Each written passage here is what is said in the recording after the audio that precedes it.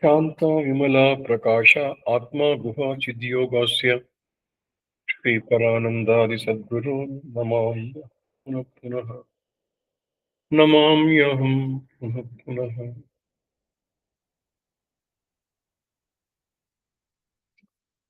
ಶ್ರೀ ಲಲಿತಾ ಸಹಸ್ರನಾಮದ ವಿವರಣೆಯನ್ನ ಕೊಡುವ ಮೊದಲು ಹಿಂದಿನ 2-3 ಭಾಗಗಳಲ್ಲಿ ಪೀಠಿಕೆಯನ್ನ ನೀಡಲಾಗಿತ್ತು. ಲಲಿತಾ ನಾಮದ ಬಗ್ಗೆ ಒಂದು ಕಿರುಪರಿಚಯ, ನಂತರ ಭಾಸ್ಕರ ರಾಯ ಮಕ್ಕಿನ್ನವರ ಬಗ್ಗೆ ಒಂದು ಕಿರುಪರಿಚಯ, ನಂತರ ವಾಗ್ದೇವತೆಯರು ಯಾರದನ್ನ ರಚನೆ ಮಾಡಿದ್ರು ಅಂತ ಹೇಳ್ತಿದ್ವೋ ಆ ವಾಗ್ದೇವತೆಯರ ಬಗ್ಗೆ, ಹಾಗೆ ಇದು ಸಂವಾದ ರೂಪದಲ್ಲಿ ಬಂದಿದೆ. ಹಯಗ್ರೀವ ಅಗಸ್ತ್ಯರು, ಹಯಗ್ರೀವ ಮತ್ತು ಅಗಸ್ತ್ಯರ ಬಗ್ಗೆ ಒಂದಷ್ಟು ಮಾಹಿತಿಯನ್ನು ಕೊಟ್ಟು ಈಗ ನಾವು ಶ್ರೀ ಲಲಿತಾ ಸಹಸ್ರನಾಮದ ಪೂರ್ವ ಭಾಗದಲ್ಲಿ ಇರ್ತಕ್ಕಂಥ ಒಂದೊಂದು ಶ್ಲೋಕಗಳಿಗೆ ನಮಗೆ ತಿಳಿದಷ್ಟು ವಿವರಣೆಯನ್ನು ಕೊಡುವ ಅರಿಯುವ ಪ್ರಯತ್ನವನ್ನು ಮಾಡ್ತಾ ಇದ್ದೇವೆ. ಆಗ್ಲೇ ಹೇಳ್ದಾಗೆ ಇದು ಅಗಸ್ತ್ಯರು ಕೇಳ್ತಾರೆ, ಹಯಗ್ರೀವರು ಉತ್ತರ ಕೊಡ್ತಾ ಇರ್ತಾರೆ. ಅಗಸ್ತ್ಯ ವಾಚ, ಅಗಸ್ತ್ಯ ಹೇಳ್ತಾರೆ, ಅಶ್ವಾನನ ಮಹಾಬುದ್ಧೆ ಸರ್ವಶಸ್ತ್ರ ವಿಶಾರದ ಖಚಿತಂ ಲಲಿತಾ ದೇವಿ ಆಶ್ಚರಿತಂ ಪರಮ ಅದ್ಭುತಂ.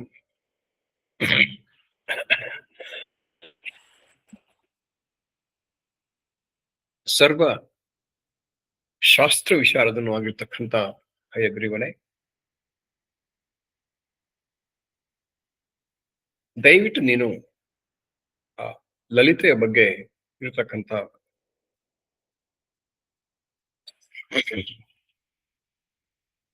ವಿವರವನ್ನ ನನಗೆ ಹೇಳು, ಅದ್ಭುತವಾದ ಚರಿತ್ರೆಯನ್ನ ಹೇಳು. ಅದು ಅದ್ಭುತವಾದ ಚರಿತ್ರೆ ಅನ್ನೋ ಪದವನ್ನು ಉಪಯೋಗಿಸ್ತಾರೆ. ಲಲಿತಾ ದೇವಿಯಾಶ್ಚರಿತಂ ಪರಮ ಅದ್ಭುತಂ, ಪರಮ ಅದ್ಭುತವಾಗಿದೆಯಪ್ಪ ಅದು, ಅದನ್ನು ಹೇಳ್ತೀಯ ನಂಗೆ ಅಂತ ಕೇಳ್ತಾರೆ. ಇಲ್ಲಿ ನಾನು ಆಗ್ಲೇ ಹೇಳ್ದಾಗೆ ಲಲಿತೋಪಾಖ್ಯಾನದ ಮಧ್ಯೆ ಬರ್ತಕ್ಕಂಥದ್ದು. ಎಲ್ಲ ಕಥೆಯನ್ನ ಹೇಳಿರ್ತಾನೆ ಹಯಗ್ರೀವರು, ಹೇಳಿರ್ತಾರೆ ಅಗಸ್ತ್ಯರಿಗೆ. ಅದರ ಮಧ್ಯೆ ಈ ಅದ್ಭುತವಾದ ಚರಿತ್ರೆಯನ್ನು ಕೂಡ ಹೇಳಪ್ಪ ನಂಗೆ ಅಂತ ಅಗಸ್ತ್ಯರು ಪ್ರಾರ್ಥನೆ ಮಾಡ್ತಾರೆ. ಇಲ್ಲಿ ನಾನು ಆಗ್ಲೇ ಹೇಳಿದ್ದೇನೆ ಅಗಸ್ತ್ಯರು ಅಂದ್ರೇನು ಅಂತ, ಮತ್ತೆ ಅದರ ಪುನರಾವರ್ತನೆ ಅದ್ರ ಪರವಾಗಿಲ್ಲ. ಆಗ ಅಂದ್ರೆ ಪರ್ವತ, ಸತ್ಯ ಅಂದ್ರೆ ಅದನ್ನ ಸ್ತಂಭನಗೊಳಿಸ್ತಕ್ಕಂಥದ್ದು ಅಂತ ಹೇಳಿದ್ದೇನೆ. ಅದರ ಬಗ್ಗೆ ಕಾಶಿ ಖಂಡದಲ್ಲಿ ಉಲ್ಲೇಖವನ್ನು ನಾವು ನೋಡಬಹುದು. ಹಾಗೆ ಅಗಸ್ತ್ಯರು ಆಯ್ತು. ಇಲ್ಲಿ ಅಶ್ವಾನನ ಅನ್ನುವ ಅಶ್ವಾನನ ಅದನ್ನು ಹೇಳಿದ್ದೇನೆ ಆಗ್ಲೇ, ಅದರ ಹಿನ್ನೆಲೆ ಕೂಡ ಹೇಳಿದ್ದೇನೆ ನಾನು. ಕುದುರೆಯ ಮುಖವನ್ನ ಅಥವಾ ಕತ್ತಿನ ಮೇಲುಭಾಗವನ್ನ ಹೊಂದಿರತಕ್ಕಂಥವನು ಅಂತ ಹೇಳಿ ಆ ಕಥೆಯನ್ನು ಕೂಡ ನಾನು ಸೂಕ್ಷ್ಮವಾಗಿ ಹಿಂದೆ ಹೇಳಿದ್ದೇನೆ. ಅದರ ಪುನರಾವರ್ತನೆ ಬೇಡ ಅಂತ. ಅಂದ್ರೆ ಅಶ್ವಾನನ ಮಹಾಬುದ್ಧೆ ಸರ್ವಶಾಸ್ತ್ರ ಅಶ್ವಾನನ ನೀನು ಮಹಾಬುದ್ಧಿವಂತನಿದ್ದೀಯೇ, ಎಲ್ಲ ಶಾಸ್ತ್ರಗಳನ್ನ ಅರಿತವನಾಗಿದ್ದೀಯಾ. ಈಗ ಏನ್ ಹೇಳ್ಬೇಕು? ಲಲಿತಾ ದೇವಿಯ ಚರಿತವನ್ನು ಹೇಳು. ಲಲಿತಾ ದೇವಿ ಏನಂತ? ಲಲಿತಾ ದೇವಿ ಅಂದ್ರೆ ಲಾಲಿತ್ಯವನ್ನ ಯಾರು ಮಾಡ್ತಾರೋ, ಅದೊಂದು ಲಾಲಿತ್ಯ ಅಂತಕ್ಕಂಥದ್ದು ಒಂದು ಆಟ ಅಂತ. ಪದ್ಮ ಪುರಾಣದಲ್ಲಿ ಇದ್ರ ಬಗ್ಗೆ ಒಂದು ಉಲ್ಲೇಖವನ್ನು, ಲಲಿತಾ ಬಗ್ಗೆ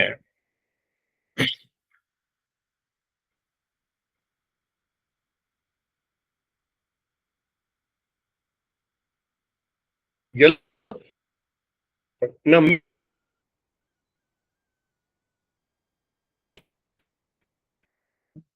ಅಂತ ಹೇಳ್ತಾರೆ. ಅದು ಲಾಲಿತ್ಯ. ಹಾಗಾಗಿ ಅವಳನ್ನ ಲಲಿತೆ. ನಾವು ಹೇಳ್ತೇವೆ ಬಹಳ ಸಾರಿ, ಸಾಮಾನ್ಯರು ಕೂಡ ಹೇಳ್ತೇವೆ, ಎಲ್ಲ ಅವಳ ಆಟ. ಹೌದಲ್ವಾ? ಇಡೀ ಪ್ರಪಂಚವೇ ಅವಳ ಕ್ರೀಡಾಂಗಣ. ಅಲ್ಲಿ ನಡೆಯುವ ಎಲ್ಲ ಕ್ರಿಯೆಗಳು ಕೂಡ ಅವಳ ಕ್ರೀಡೆಯೇ, ಅವಳ ಆಟ. ಅದನ್ನ ನೋಡಿ ಅವಳು ಸಂತೋಷ ಪಡ್ತಾ ಇದ್ದಾಳೆ. ಅವಳು ಲಲಿತೆ ಅಷ್ಟೆ. ಹ. ಇನ್ನೊಂದು, ಶಿವ ಶಕ್ತಿ ಎರಡನ್ನ ಮೀರಿದಂಥ ಇನ್ನೊಂದು ಯಾವುದೋ ಒಂದು ಶಕ್ತಿ, ಅದನ್ನ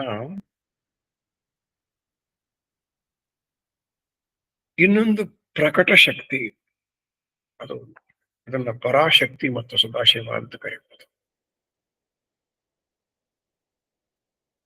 ಇನ್ನೊಂದು ಮಹಾಶಕ್ತಿ ಅಂತಕ್ಕಂಥದ್ದು ಪರಶಿವನಷ್ಟೇ, ಪರಶಿವನೇ ಆಗಿರ್ತಕ್ಕಂಥದ್ದು. ಎಲ್ಲ ಪ್ರಪಂಚಗಳನ್ನ ಮೀರಿ ಇರ್ತಕ್ಕಂಥದ್ದು. ಅದನ್ನ ಮಹಾ ಕೈಲಾಸ ಅಂತ ಕರಿಬಹುದು, ಅಪರಾಜಿತ ಅಂತ ಕರಿಬಹುದು. ಇಲ್ಲಿ ಲಲಿತೆಯನ್ನ ನಾನು ಆ, ರೂಪದಿಂದ ನೋಡಿದಾಗ, ಅದಕ್ಕೆ ರೂಪವನ್ನು ಕೊಟ್ಟಾಗ, ಸಗುಣ ರೂಪದಲ್ಲಿ ನೋಡಿದಾಗ, ನಿರಾಕಾರವಲ್ಲದೆ ನಾನು ಅದನ್ನು ಭಾವಿಸಿದಾಗ, ಶುದ್ಧ ಸತ್ವ ಶರೀರ, ಅಲ್ಲಿ ಯಾವುದೇ ರಜಸ ಮತ್ತು ತಾಮಸ ಗುಣಗಳು ಇಲ್ಲದಂತ ಸತ್ವ ಸ್ವರೂಪ ಅದು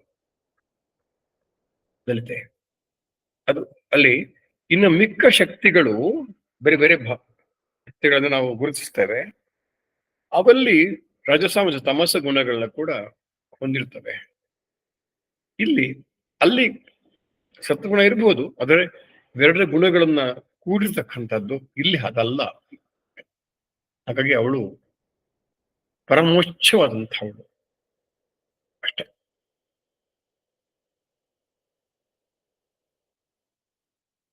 ಅಂಡ್ ಅದು ಯಾವುದು ಪರಮೋಚ್ಛವೋ ಯಾವುದದು, ಅದು ಪರಬ್ರಹ್ಮನೇ ಆಗಿರ್ತದೆ.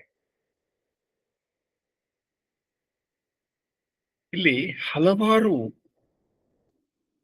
ದೇವಿ ಸ್ವರೂಪಗಳು ಪ್ರಕಟವಾಗಿರುವುದನ್ನ ಭಾವನೆ ಮಾಡೋದನ್ನ, ಶಕ್ತಿಗಳನ್ನು ನಾವು ಗಮನಿಸ್ತೇವೆ.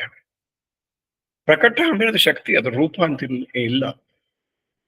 ಶಕ್ತಿಯ ಸ್ವರೂಪಗಳು, ಶಕ್ತಿಯ ಪ್ರಕಟವಾಗತಕ್ಕಂಥದ್ದು.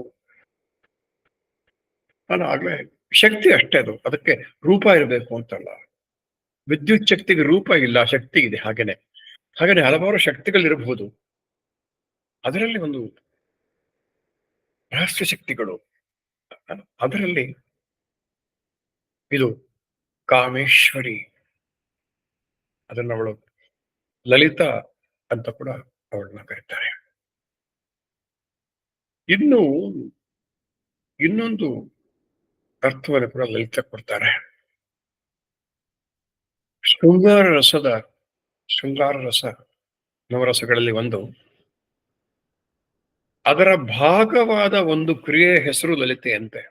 ಇದನ್ನು ಹೇಳ್ತಾ ಇರೋದು ಭಾಸ್ಕರ ಮಕ್ಕಿನವರೇ, ನಾನಲ್ಲ. ಭಾಸ್ಕರ ಮಕ್ಕಿನವರ ಹೆಸರಲ್ಲಿ ಹೇಳ್ತಿದ್ದೇನೆ ಇದನ್ನ, ಈ ಮಾತನ್ನು ನಾನು. ಅದನ್ನ ಬೇಕಾದ್ರೆ ಕೋಟ್ ಮಾಡ್ಬಿಡ್ತೇನೆ ಅವ್ರು ಹೇಳಿರೋದನ್ನ.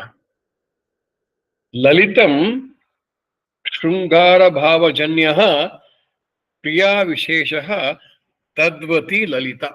ಇದು ಭಾಸ್ಕರ ಮಕ್ಕಿನವರ ಸೌಭಾಗ್ಯ ಭಾಷ್ಯದ ಶ್ಲೋಕ. ಅಂದ್ರೆ ಲಲಿತಾ ಅಂತಕ್ಕಂಥ ಪದ ಕಾಮೇಶ್ವರಿ ರೂಪದ ಇನ್ನೊಂದು ಹೆಸರದು. ಶೃಂಗಾರ ಭಾವಜನ್ಯವಾದಂತಹ ಒಂದಾನೊಂದು ಕ್ರಿಯೆಗೆ ಲಲಿತಾ ಹೆಸರು. ಇದು ಲಲಿತ. ಇನ್ನು ಪರಮಾದ್ಭುತಂ ಲಲಿತೆ. ನೀನು ಮಹಾ ಬುದ್ಧಿವಂತ, ಎಲ್ಲ ವಿದ್ಯೆಗಳ ವಿಶಾರದ ಆಗಿದ್ದೀಯಾ, ಕಥೆಯನ್ನು ಹೇಳಪ್ಪ ನಂಗೆ. ಯಾರ್ದು? ಲಲಿತಾ ದೇವಿ ಚರಿತ್ರೆಯನ್ನು ಹೇಳ ನಂಗೆ. ಅದೇನು? ಪರಮಾದ್ಭುತ. ಅದು ಬಹಳ ಅದ್ಭುತವಾದ ಚರಿತ್ರೆ. ಯಾಕೆ ಅದ್ಭುತವಾದ್ದು ಗೊತ್ತಾ? ಅದು ಹಿಂದೆ ಹೇಳಿಲ್ಲ. ಅದು ಅಷ್ಟು ಅದ್ಭುತವಾದ ಚರಿತ್ರೆ, ಅದನ್ನು ನೀನು ಹೇಳಪ್ಪ ಈಗ ಅಂತ ಹಯಗ್ರೀವರಿಗೆ ಕೈ ಮುಗಿದು ಅಗಸ್ತ್ಯರು ಕೇಳ್ತಾ ಇದ್ದಾರೆ.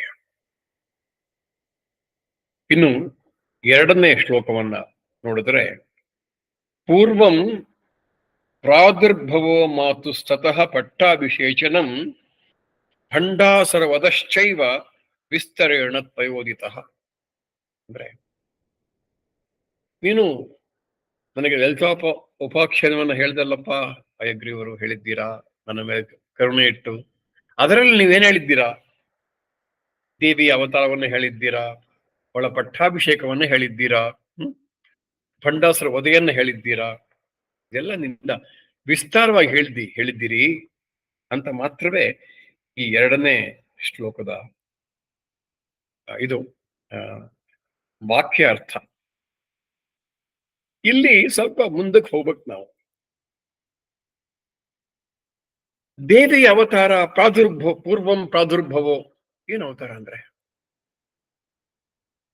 ಇಂಚೂರು ಹೇಳ್ಬೇಕಿಲ್ಲಿ. ಇಲ್ಲಿ ಇದು ಅಸತ್ ಆಗಿತ್ತು,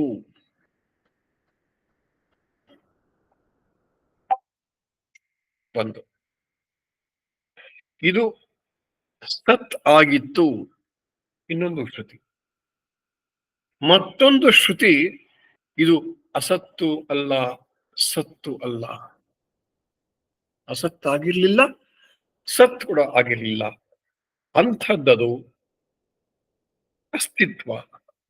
ಅದು ಅಸ್ತಿತ್ವದಲ್ಲಿತ್ತು, ಅಸ್ತಿತ್ವದಲ್ಲಿ ಇರಲಿಲ್ಲ ಅಂತ ಎರಡು ಹೇಳೋದು. ಇನ್ನೊಂದು ಉಪನಿಷತ್ತು ಶ್ರುತಿಗಳು ಅಸ್ತಿತ್ವದಲ್ಲಿತ್ತು, ಇರಲಿಲ್ಲ ಎರಡು ಹೇಳ್ತಾರೆ.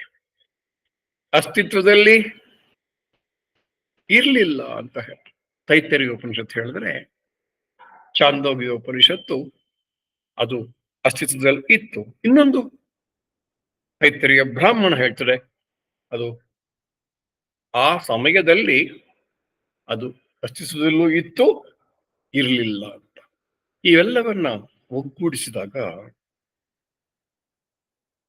ಬ್ರಹ್ಮಾಂಡವು ಪ್ರಕಟವಾಗುವುದಕ್ಕೆ ಮೊದಲು, ಅಂದ್ರೆ ಪ್ರಕಟವಾಗಿರ್ಲಿಲ್ಲ, ಪ್ರಕಟವಾಗಿತ್ತು, ಪ್ರಕಟವೂ ಆಗಿತ್ತು, ಪ್ರಕಟವೂ ಆಗಿರ್ಲಿಲ್ಲ, ಎಲ್ಲವನ್ನು ಒಟ್ಟಿಗೆ ಒಗ್ಗೂಡಿಸಿ ನಾವು ಒಂದು ಕನ್ಕ್ಲೂಷನ್, ತೀರ್ಮಾನಕ್ಕೆ ಬರೋದಾದ್ರೆ ಏನಾಗ್ಬೋದು? ಇದಕ್ಕೆ ಮೊದಲು ಏನೂ ಇಲ್ಲದೆ ಇರೋಕ್ ಮೊದಲು, ಎಲ್ಲವೂ ಆಗುವುದಕ್ಕೆ ಮೊದಲು ಶುದ್ಧ ಪ್ರಜ್ಞೆ ಅಸ್ತಿತ್ವದಲ್ಲಿ ಇತ್ತು. ಆಮೇಲೆ ಏನಾಯ್ತು? ಮೊದಲು ಏನು ಪ್ರಕಟವಾಯಿತು? ಕಾಮಕಲಾರೂಪ ಅಂತ ಹೇಳ್ತಾರೆ. ಅಂದರೆ ಆಸೆಯ ಒಂದು ರೂಪ, ಆಸೆಯ ಒಂದು ಕುಡಿ, ಆಸೆಯ ಒಂದು ಬೀಜ ಅಷ್ಟೆ. ಅಲ್ಲಿ ಅಲ್ಲಿ ಅದು ಹುಟ್ಟಿತು. ಅದನ್ನ ಏನು ಅನ್ನೋದನ್ನ ಗುರುಮುಖೇನ ತಿಳ್ಕೋಬೇಕು. ಆ ಕಾಮಕಲಾ ರೂಪದ ಬಗ್ಗೆ, ಕಾಮಕಲಾ ರೂಪದ ಧ್ಯಾನವೇ ಅಥವಾ ಉಪಾಸನೆಯೇ ಶ್ರೀವಿದ್ಯೆ. ಹಾಗೆ ಅಲ್ಲಿ